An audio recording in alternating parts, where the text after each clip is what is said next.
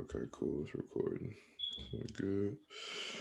All right, man. So how it's gonna work is I'm gonna do my intro.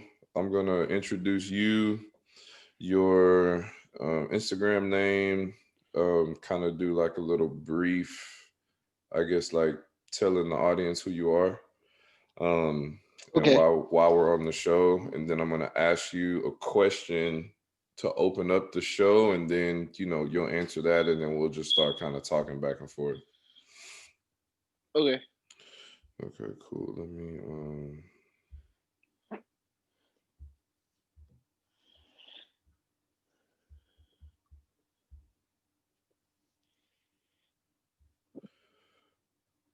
okay, I'm gonna go.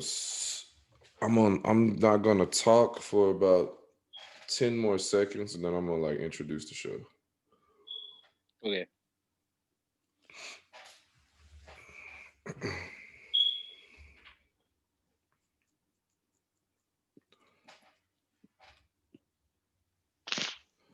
What up, people? This is JB Williams, the Maverick. I'm here with Stephen McCarty, Young Steezer 713 from Instagram. He is a parkour athlete. For those of you who don't know what that is, Spider-Man. We all know who Spider-Man is. So he does, I guess, in my world, because I'm gonna just say it in my world before he gets to speaking in his, because his is gonna be correct. But gymnastics off of buildings, flips, jumping off of um, things downtown, stuff like that, because we in Houston, based out of Houston. So really appreciate you taking some time out to speak to me. I know you're super busy in the parkour world, but I kind of want to jump into it and let the people know exactly what parkour is. I've seen it. I've been following you for a long time. Of course, I know what Mhm. it is. At least visually, I understand what it is, but I don't know how to explain it because I'm not a parkour athlete. So, how Yeah. would you describe parkour to people on the street, or if it's new to somebody, how would you describe it? Well, I would describe parkour as just basically being able to get to um like point A and then you have point B. So there's 2 points. Within those points there are obstacles that are in your way or just basically how you have to move through the environment. So parkour has like certain skills such as vaults and jumping form. So for the vaults, you have like a safety vault, a Kong vault, lazy vault, which helps you get up and over the obstacle faster. And then you have, your jumping form, which is just going to help you jump somewhere and land safely off of something. Let's say you're inside of a burning building, you're running down the stairs. Most Oh, people will go, it's step for intense. step all the way. Yeah, like so you would go step for step all the way down the stairs, but you got this one guy that's taking one step and then jumping halfway down, and one step jumping halfway down and then sliding down the handrails. Who do you think gonna get all the way down faster? But most importantly, be more efficient, which as in like saving energy to be able to move. I mean, yeah, saving energy to be able to like go for a prolonged amount of time without getting tired. Yeah. So that's So, pretty much how I would explain it. And another way I could explain it is like it came from hunting, like way oh wow. like a long time ago. I can't remember exactly when it dates back, but yeah, it was a hunting strategy that was used by this general, I believe, out in Europe somewhere. And they like if you see the obstacle racing that's in like the Swedish army, Mm-hmm. that's pretty much what it started off as. Those guys that run and then they climb up the tall ladder and just drop, and then they have to do like the racing against each other. Mm-hmm. That's pretty much what it started as, and then Raymond Bell brought it to his son David Bell, taught him it, and he just kind of turned it into this fun kind of hobby game, but also kept the principle of being strong to be useful, which is just if anything was to happen like a crisis, you would be able to get yourself out of harm's way. Okay. Yeah, that's a good that's a good history lesson. I didn't know it really originated from that. I thought, in my spot, it looks like something that's like, say, bro, I bet you can't do that. Yeah. You know, and there's somebody in the world just start jumping over shit and landing like, oh shit, you know, and then it kind of evolved into a sport, which I know would have never been how it started, but of course, not knowing, that's kind of what I was thinking. But Yeah. that's cool that it does have that type of like, I guess, like primal background to it, that kind of Uh-huh. like hunting background to it. That's dope. Um, so the whole world understands football and basketball and Yeah. baseball and what that looks like, and you know, even powerlifting or lifting weights and shit. But people don't really understand the sport, at least not yet on a mass level. Just like with anything, it has its set target demographic. But Uh-huh. how would you describe either your training schedule or a day in the life of a parkour athlete? Uh, I mean, I pretty much train every day, and I mean, I see parkour as more of a lifestyle thing. It's like one of those things that if you want to be good at it, you have to do it. And especially me seeing it as a principle of being able to be efficient within the environment, because like you never know when something's going to happen. So you always have to be prepared. So I'm always, polishing my techniques. And I do a lot of free running as well, which is flips, but those are really used for competition. Like I see parkour like itself, like its core meaning as in like if I needed to get, here to here as fast as possible, how would I do it and just go? But the free running style is more so just like I'm out, I'm having fun, I'm enjoying the environment, I'm putting myself in situations that I usually wouldn't put myself into, so I'm more comfortable within my environment. Hmm. So it's yeah, it's just pretty much that. And then I usually like split my days within working out and also just training basics. So I don't like have super intense weeks like I used to when I first started training, but now like I have it more split into like I'll work out in the morning, and then whenever I get to the gym, I'll do some, I call it pillow talk. I Hmm. jump on the mats, just some like soft little, just keeping myself polished, keeping myself sharpened on my toes, working on falling, working on just air awareness, such as using trampoline, using the gymnastics bars at the gym. We also have like metal calisthenic bars also. That's what my Mondays usually look like. My Tuesdays are more core stability and then tumbling. So Hmm. I'll either do like floor tumbling, tumble track, do a couple of, standing, working on my explosive, like standing back tucks and standing front flips and things like that. Wednesdays, I go more into like a lower body explosiveness kind of training. So Hmm. I just work on just connections of skills and jumps and maxing out my jumps, my distance on my jump. And Thursday is my upper body ninja training because my gym is a ninja gym, and I also Okay. have like friends that usually I have friends that like recently been frequently coming by to do ninja training on Thursday. So I save those days for just upper body ninja training, climbing like rock climbing kind of stuff, obstacle course training. Okay. And then Fridays I do special needs, so I don't really do much training on Fridays. So Fridays and Saturdays are kind of like my rest days because Saturday mornings I go in until at like 8 to almost 2:30. Hmm. So I just kind of work those days and then I'll just head out because Okay. Sunday are the fun days. Sunday fun day. There we go. Yes, Sunday Okay. is my fun day. That's when, I'm off. I don't have any work. I can go out and have fun. Hmm. Sunday is like a Houston day for everyone to just kind of go out and train and just hang out because no one really works on Sunday. So do y'all, so okay. Once again, relating this back to basketball. So Sunday fun day is kind of like when all the guys meet up at the park and Yeah, just kind of just run, okay, yeah, and just kind of run just hoop. that 3-on-3, 5-on-5, depending Yeah, on how many show up. I got you. So do yep. y'all, and I probably should have asked you, let me backtrack real quick. I should have asked you this first on the call. Tell everybody how long you've been doing parkour, because I know that you're a sponsored athlete. You got people that want to see you in the parkour community. You got people who want to fly you out very soon. You're gonna be signing autographs globally.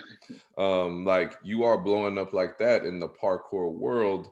And one day you're just gonna blast out on TV and people are just gonna understand who you are, blue check verified, all that shit. But Yeah. that being said, how long have you been doing this? Because a lot of times, what's considered a professional athlete is someone who's been doing this all their life, or they went to college for it, or they got some Hmm. type of scholarship. You know what I'm saying? Like we Yeah. understand that journey. So tell us a little bit about your journey as a parkour athlete.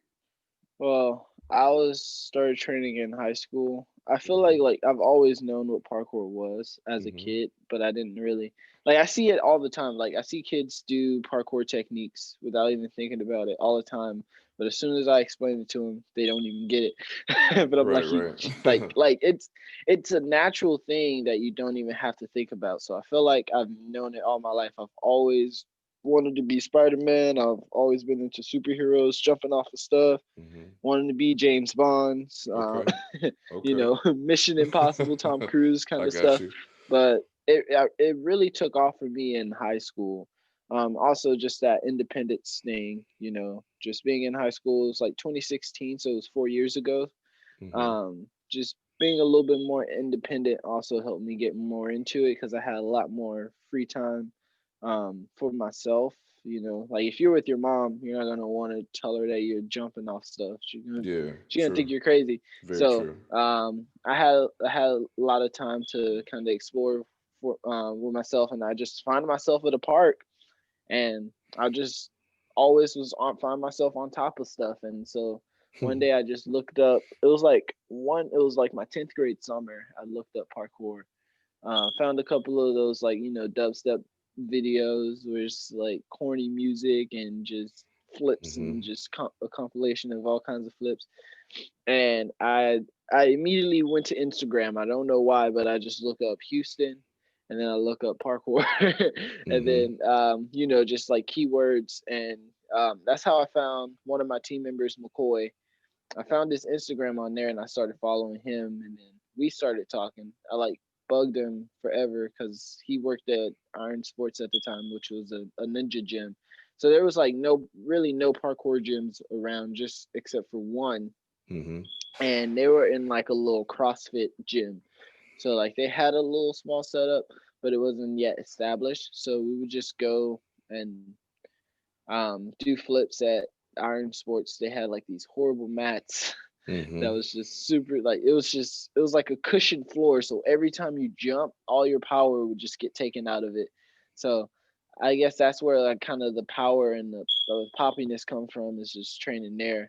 But 2016 and then 2017 was when I did my first competition, I believe, which was in Dallas.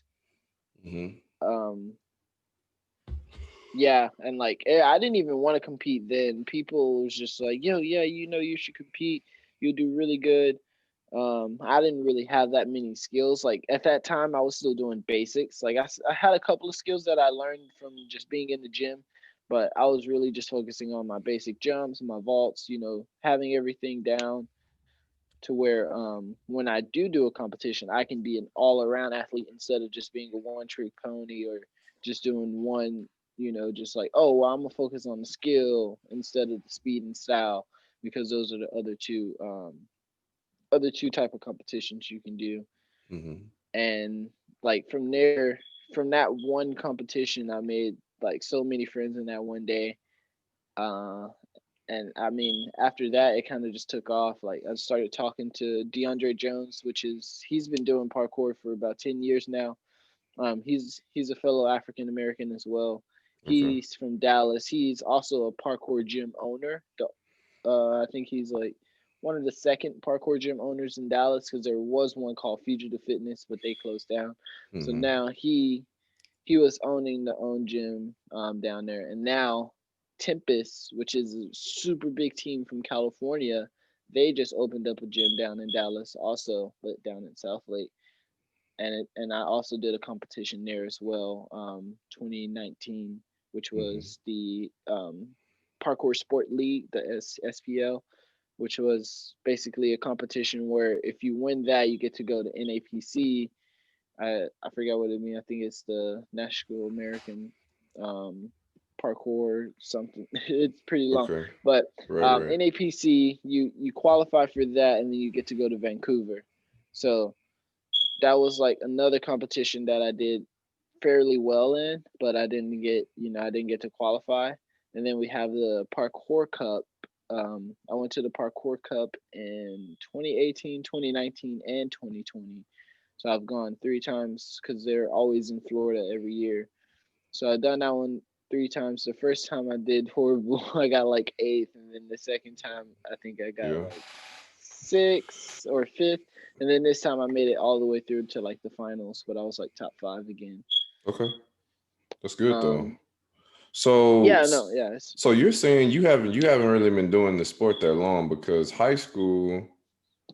I mean, how? it was Because you're 2016. Yeah, okay. I'm 20. I'm So, 20 now, so it's been 4 years. so you've accomplished that much in 4 years, and it sounds like you just kind of picked it up. It doesn't. Yeah, I'm not hearing. You went to a specialized camp or you had some person pull you to the side and say, let me teach you how to do some flips. yeah, It sounds like you're for the most part self-made in the sport, which is phenomenal. That's crazy, but cool, man. yeah. So I'm. go ahead. Oh, yeah, and also like a couple other things that I've done. Also, I mean, like everyone that I've recently met has been like, if they're not younger than me, they've been training for like 8+ years. So like they've been in the game since I was probably in middle school. Wow. now let So me now let me ask you this next question. Do you have any formal gymnastics experience? Like, did your mom put you in gymnastics as a kid? no, You didn't do any type of like flipping, like with a teacher or anything like that no, ever? Oh, wow. no. I mean, literally. So I used to go to the Boys and Girls Club. I'm from Fifth Ward, like the greater Fifth Ward area, Hmm. and there was a couple of guys. One of the guys named like Tyler and David, and we grew up together. And we would always just do flips. We would just always do just like get the most Yankee just round off layout, like Hmm. almost like they go super high, and I was just like, how'd you do that? And like we would just be flipping off of gates. So like that's like the earliest memory that I have of me flipping. And like one time I did a backflip off of a table bench, like a little picnic table. Right. I think I was like 9 at the time. Okay.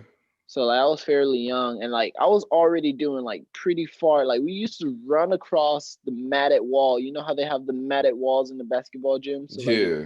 you like dunk and you go into the wall, bro. Right. Right. We used to run halfway across the wall and just jump off and then just run to the other side of the court like we were doing suicides for Oh fun. man, that's So crazy.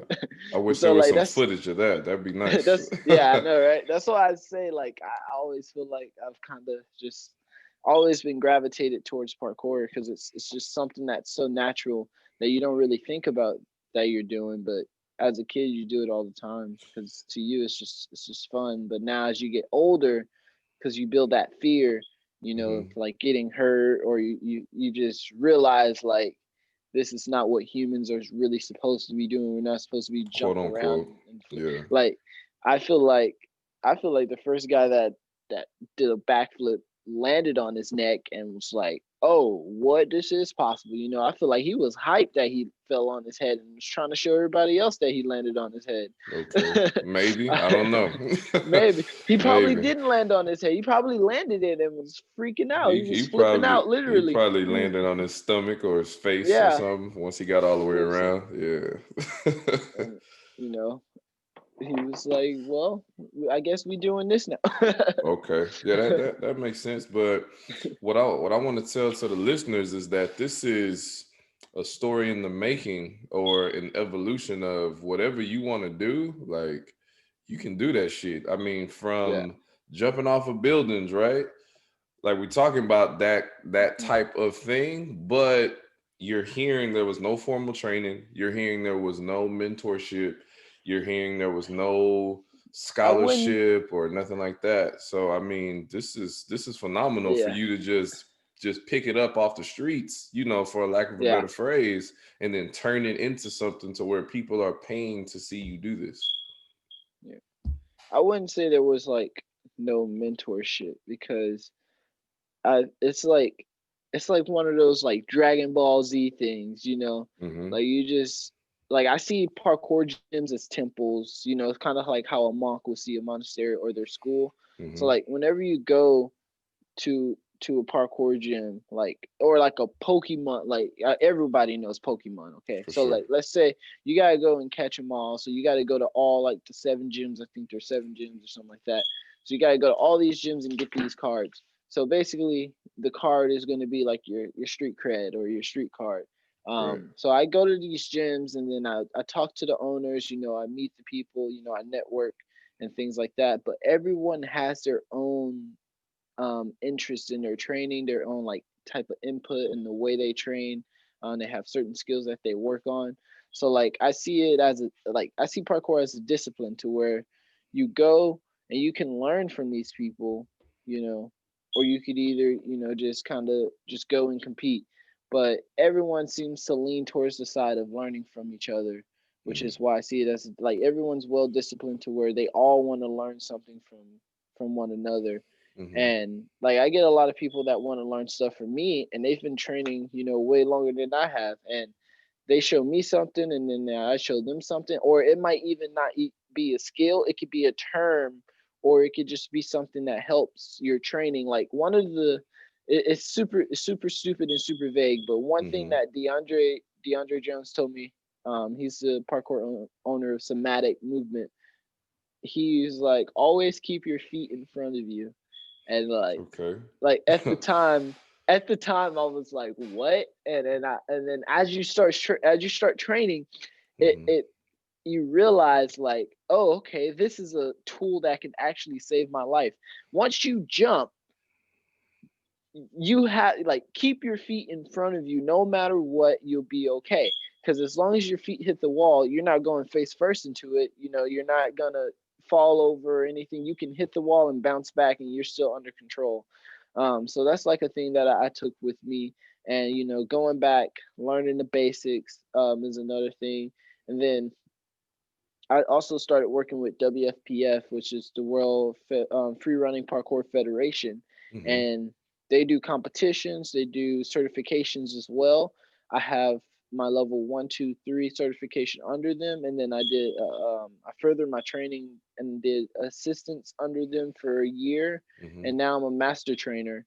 And so I've been to New York, Pennsylvania. I did one in Houston. I did one in Austin and yeah, and that's so far that's about it. I did those. There has to be one more. I think I did 2 of them in Austin. Yeah, I think I did 2 of the certifications in Austin. Did did it twice because I did mine. I went for mine, and then I went for to lead one. So I'm also master trainer certified to teach parkour, but not to kids. So the certification that they have is a coaching instructors certification. So you're Okay. actually teaching adults how to progressively teach parkour at a gym. So Mm-hmm. therefore, we're opening up jobs and classes for people to start teaching kids how to carry on the philosophy and also get into these competitions and get into these things because growing up a lot of people didn't have coaches. It was Mm-hmm. just kind of they saw it on YouTube and they just learned it. Mm-hmm. But now we're getting to that point to where it is like a gymnast, like it's kind of weird, but it is like a gymnastics class or it is like a ninja class. Like you come in for a 1 hour Yeah. class and there's a coach in there, and you're learning from somebody. So Yeah. it's starting to get to that point. And then like people, I was on a pro team and we had a junior pro team, Mm-hmm. which was even like more weird for me because I was like, oh, okay, this is cool. I feel like I'm like some basketball player on the AAU team, and we have our little juniors, and we get to go out on the field with them and help them work through their lines, their competition runs, and figure out strategies that will make them stand out. Because if people don't know, there's three types of competitions you can do. You have your speed, style, and skill. And so the speed competition is just completing the course as fast as possible with the fastest time. And the strategies within that speed is actually understanding your vaults and how to position yourself to carry through your momentum. So therefore you're more efficient. So that's where the really base of just parkour, pure parkour comes in.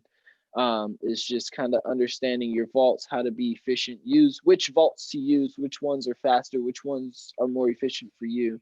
And then your skill is basically your precisions, your 180s. Like there's set challenges for you to complete using basic skills that we use in parkour, but on a bigger scale. So let's say you're hanging on the wall and then you have to jump and turn off that wall and land on the ledge about this thick. And you have to, hold that landing for a controlled landing for 3 seconds. Or you got to swing from this bar up to the other bar and then jump up to this ledge and hold that for 3 seconds. So that's how a skill comp will go. And you would either have a time limit or you get the amount of lives. So you do like 5 lives and you got 6 challenges. You got, within those 5 lives, how many challenges can you compete without losing all of them? Then the style is more so you expressing yourself, like the equipment or the setup is your canvas. It's how you move through your environment. What do you see? How can you impress the judges with your skill set? So you have difficulty, execution, flow, and I think people usually just go difficulty, execution, and flow. Difficulty is how difficult or hard the move is. Execution is how well did you connect the moves. What are your transition out of this move? How did you land it? All these things come into play. Like, did you land heels? That's really bad landing. Or did you land really well and your momentum flowed directly right into the next move? It was super clean, super flawless. There was no land and back step. Like it's getting to the point where it's like super tedious. Like in gymnastics, like after you do your skill, you have to stick it. No steps. Yeah, right. And you gotta hold it. You gotta land and stick it. At least in our sport, like we look for the way you carry through your momentum out of each skill. So like we don't want to see no breaking like your kinetic chain. So like it can't be like a land, a stop, a pause, shake, look around where I'm going next. Like you have to be well versed in like air awareness. Like everything takes place, which is why I like style the most. So I feel like style is the hardest because there's no like, okay, for this level, you seem like a elite athlete. I need you to do these skills. It's not like that. It's what do you have? What can you bring to the table? What can you bring to the sport? Which is what I like, because then it helps people get more creative. And yeah, it does get a bit risky, but the whole principle of doing parkour is don't do what you can't do. Like if you know you can't do something, don't do it. And there will be those times where you're like, I think I got it, and that's just pure self-belief, and that's okay. Like sometimes you think you got it and you might mess up, but that's where knowing, your mental and your physical has to meet up, and you have to know where you stand, on that line. For sure. So So speaking of all of that, right? Like you got the competitions, you got what kind of seems like maybe some moments in there where it may even feel like a game. You have a TV show coming up that you're going to be on. Um, Now, is the name of that show or the name of that series that's coming up, is it called World Chase Tag? Am I saying that right? I can't hear you.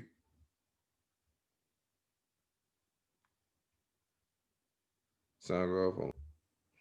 So you have a show coming up that you're going to be on, like a series called World Chase Tag, and it kind of sounds like it's going to include some of the elements that you've talked about. So tell us a little bit more about World Chase Tag. Is that going to be tonight? And how can the viewers come out and watch that, or how can they tune into that? It's I believe it's on Hulu Live because they just started doing Hulu Live Sports. Okay. So be on Hulu. I think it airs at 11 p.m. our time. Uh, but I have a link in my bio. Go to the link on Young Steezer 713. Inside of the link, when you click on it, it'll take you to the NBC Live Sports SN. I don't know what that means, but Sports I Network. think Sports Network. Yeah. Yeah, Sports Network. It has like a guide under there, and it will tell you what time the event will start. I can actually probably look at it now and see. But also, yeah, the the World Chase Tag TV show it was my first time being on there. I think it was the first time for a lot of American athletes, except for probably maybe like eight athletes have been on it before from the U.S. and that's only because they've traveled, they've met people from the UK all over, so they know. They have like the networking of how to get into those things. But this was the first time that it's been in the U.S. and it was a championship. Uh, It was really intense. Okay, that's fair. It was really intense. It was really fun, mostly fun. There were certain moments where if you catch yourself going too fast, you will slip. Like it was just a known fact. I literally I gave it my everything, but I kept it at 80% because sadly, like this event, it was free and it was paid for and things like that by NBC, but like the athletes weren't getting unless you won. So I didn't see the reason of me, risking injury for it. Like yeah, it was a good opportunity, but $1,000 isn't gonna make me want to Yeah, get hurt. no, because you'll end up giving that to the doctor to fix you. Yeah, yeah, exactly. Yeah, that makes sense. And That makes more. sense. Yeah, Um, right, for sure. I just went out there to give a good performance, a good show, meet a ton of people. And it's pretty, like, it's kind of funny, but like I knew pretty much everybody in there. Like I would walk in Oh, there and, wow. it's just kind of like a family reunion. You're just like, oh, yo, yeah, we met 3 years ago. I remember, it's all Mm-hmm. that I met one time and then meet again. And then there's a couple of returning faces that I've met. Like mostly I've seen, like I went to New York once and I hung out with a select few people, but I saw a lot of people that, I was supposed to hang out with when I was out there. I saw a lot of people that I hung out with while I was out there. There was a couple of people from Hollywood. Um, I think the New York guys took over though. Like everyone was from New York out there. Mm-hmm. A pretty good community, but they're like super spread out, which is crazy. But it was literally just based off pure reaction because you don't know where the person's going, and half the time you don't know where you're going. Okay. But you kind of strategize and keep in those high EQ areas. So we have high evasion quality areas and low evasion quality areas. So we call it, like you'll hear during the show, he's like, oh, he's in the high EQ loading bay or the low EQ on the front line. So like we have, which is pretty cool. Like we have our little terms and our own kind of, just like keywords and things like that, which makes Right. it sport. Like if you Yeah, don't know your kind of just your lingo, I don't think it's a sport. But that's true. that was like one of the things I found the most interesting is just kind of it's the strategy. Like you have to set up strategies. We call it the secret sauce. Um, so have their own secret sauce. Some teams, they're really good at evading in the high EQ areas. Some teams, they have their one person that's really good at going in and charging and getting that person out of that area. So it's literally like the biggest game of human chess at a faster pace. Mm-hmm. Like I literally felt like a chess piece on a board just trying to get to the king. Okay. Okay. Uh, so it was really all about how you positioned yourself, where you positioned yourself, wasting time. It was all Mm-hmm. in order to win. So you get 20 seconds to evade. was the time. And it might not seem like a long time, but once you're running, you're like, hold on, is 20 seconds over yet? Oh yeah, for sure. That buzzer still don't go off. Yeah. That was pretty good. Like the a few weeks before, like I actually knew I just got picked up. And I got picked up like 3 weeks, I think, about a month before the competition. And so I just did a bunch of sprints.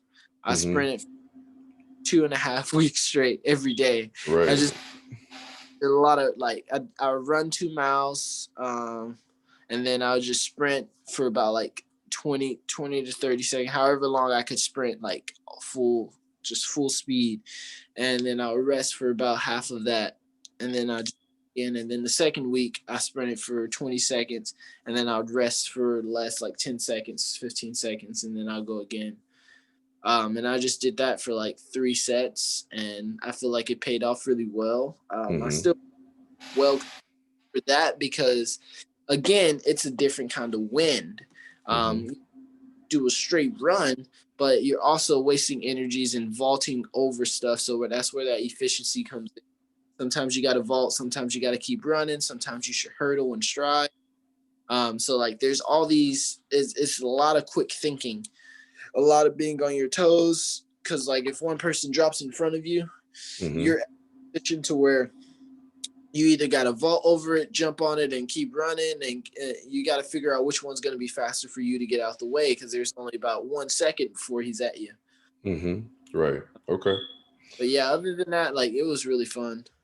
Okay, cool. That's a bit. Well, we'll look forward to seeing it tonight at 11. Well, depending on your time frame. So I would just tell everybody to go to the Link. NBC website, or you can visit Young Steezes 713 and click the link in his bio. That's Young YUNG Steezes STEEZUS 713. The numeral 713, H-Town all day. Y'all go check that out. That's gonna air tonight. We're gonna wrap it up right here. Once again, really appreciate you taking the time out. We'll talk to you soon. Congratulations on the premiere tonight, and we'll stay in touch, man. Because this sport is something that I really think is gonna blow up, and then once it blows up, you'll already be on top. I mean, yeah. I mean, it was in Georgia, so I feel like that's gonna give it some hype also. Just